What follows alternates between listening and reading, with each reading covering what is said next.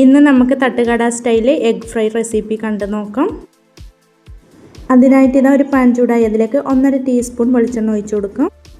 ഇനി flame law ഫ്ലെയിമിലേക്ക് ആക്കി കൊടുത്തിട്ട് 1/2 ടേബിൾ സ്പൂൺ കാശ്മീരി മുളക് പൊടി, പിന്നെ 1/4 ടീസ്പൂൺ മഞ്ഞൾപ്പൊടി, 1/2 ടീസ്പൂൺ ചിക്കൻ മസാല, 1/2 ടീസ്പൂൺ കുരുമുളക് പൊടി, 1/4 ടീസ്പൂൺ ഉപ്പ്, പിന്നെ കുറച്ച് കറിവേപ്പില ഇത്രയും ചേർത്ത് കൊടുത്തിട്ട് ലോ ഫ്ലെയിമിൽ നല്ല പോലെ ഒന്ന് വറുത്ത് കൊടുക്കാം. ഫ്ലെയിം കൂട്ടി വെക്കരുത്, അപ്പം പൊടികൾ പെട്ടെന്ന് കരിഞ്ഞു പോകും. അതുകൊണ്ട് ലോ ഫ്ലെയിമിൽ തന്നെ നമ്മൾ ഇതുപോലെ വറുത്ത് കൊടുക്കണം.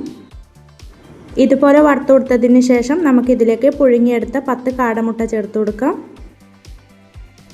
ഇനി ഇത് നമുക്ക് നല്ല പോലെ ഒന്ന് മിക്സ് ചെയ്ത് കൊടുക്കണം.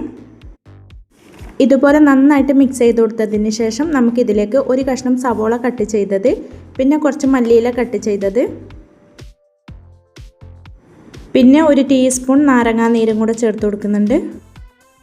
ഇത്രയും ചേർത്ത് കൊടുത്തിട്ട് മീഡിയം ടു ലോ ഫ്ലെയിമിൽ തന്നെ വെച്ച് കൊടുത്തിട്ട് 1-2 മിനിറ്റ് നല്ല പോലെ ഒന്ന് വഴറ്റിയെടുക്കാം. ഇതുപോലെ വഴറ്റിയതിന് ശേഷം ഫ്ലെയിം അങ്ങ് ഓഫാക്കി കൊടുക്കാം. അങ്ങനെ ഇതാ നല്ല ടേസ്റ്റി ആയതും അതുപോലെ തന്നെ വളരെ സിമ്പിളായിട്ട് ചെയ്തെടുക്കാൻ പറ്റിയ തട്ടുകട എഗ് ഫ്രൈ ഇവിടെ റെഡിയായി കിട്ടിയിട്ടുണ്ട്. എല്ലാവരും ഇതുപോലെ ഒന്ന് ട്രൈ ചെയ്ത് നോക്കാനും ലൈക്ക് ചെയ്യാനും കമൻറ്റ് ചെയ്യാനും സബ്സ്ക്രൈബ് ചെയ്ത് സപ്പോർട്ട് ചെയ്യാനും മറക്കല്ലേ. Thank you for watching.